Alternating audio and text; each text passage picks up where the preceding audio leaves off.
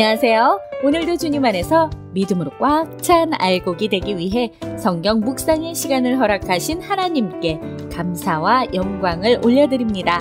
8월 31일 목요일 시편의 마지막 묵상 말씀을 시작하겠습니다. 오늘의 제목은 복수하시는 하나님입니다.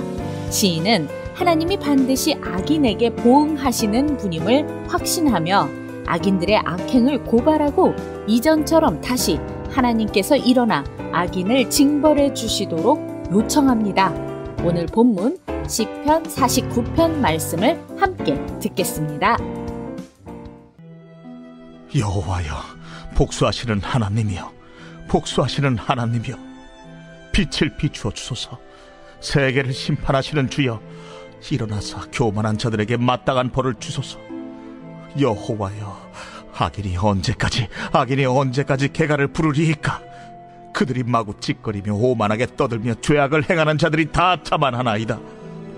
여호와여, 그들이 주의 백성을 짓밟으며 주의 소유를 곤고하게 하며 과부와 나그네를 죽이며 고아들을 살해하며 말하기를 여호와가 보지 못하며 야곱의 하나님이 알아차리지 못하리라 하나이다. 백성 중에 어리석은 자들아, 너희는 생각하라. 무지한 자들아, 너희가 언제나 지혜로울까? 귀를 지으시니가 듣지 아니하시랴, 눈을 만드시니가 보지 아니하시랴. 뭇 백성을 징벌하시는 이 곧 지식으로 사람을 교훈하시는 이가 징벌하지 아니하시랴. 여호와께서는 사람의 생각이 허무함을 아시느니라. 여호와여, 주로부터 징벌을 받으며 주의 법으로 교훈하심을 받는 자가 복이 있나니 이런 사람에게는 환난의 날을 피하게 하사 악인을 위하여 구덩이를 팔 때까지 평화를 주시리이다. 여호와께서는 자기 백성을 버리지 아니하시며 자기의 소유를 외면하지 아니하시리로다. 심판이 의로 돌아가리니 마음이 정직한 자가 다 따르리로다.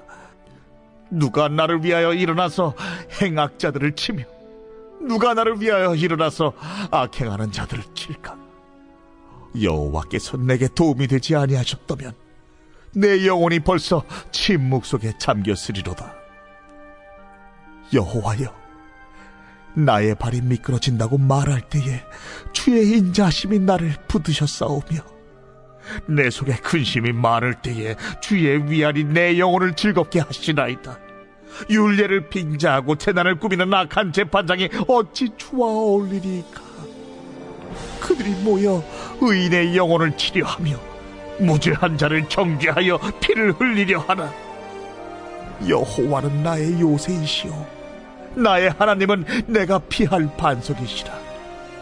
그들의 죄악을 그들에게로 되돌리시며 그들의 악으로 말미암아 그들을 끊으시리니 여호와 우리 하나님이 그들을 끊으시리로다. 하나님은 어떤 분이실까요? 1절에서 7절 말씀을 보시면 하나님은 세상을 다스리시고 심판하시는 분입니다. 세상을 살면서 우리가 악인들을 바라보며 느끼는 부정적인 감정들을 하나님께 털어놓을 수 있어야 합니다. 시인은 약자들을 이용하는 교만한 자들과 악한 자들에게 하나님께서 그들을 대신해 복수해 주시기를 기도합니다.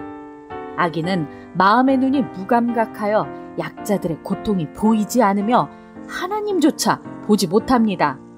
때로는 법으로도 막을 수 없는 그들이지만 하나님은 보고 듣고 계수하십니다. 복수는 행한 대로 갚아주시는 하나님께 맡깁시다. 오늘 우리에게 주시는 교훈은 무엇일까요? 철학자 한나 아렌트는 나치의 유대인 학살을 지휘했던 아이히만이 전범 재판을 받을 때 법정에서 그를 관찰하며 놀랍니다. 그에게서 피에 굶주린 사악함이나 냉혹한 악당의 모습은 볼 수 없고 그저 어디서나 볼 수 있는 평범한 중년 남성이었기 때문입니다. 그는 자신은 죄가 없고 명령을 따랐을 뿐이다 라고 주장합니다.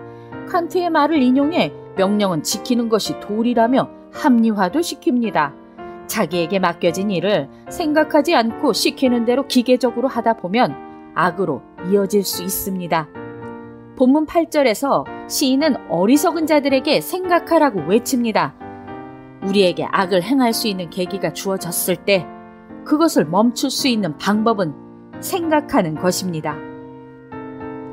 12절에서 15절 말씀을 보시면 하나님은 백성들이 언약을 어기고 범죄하였음에도 불구하고 바로 심판하지 않으시고 자발적으로 돌아오기를 권면하시고 기다리십니다.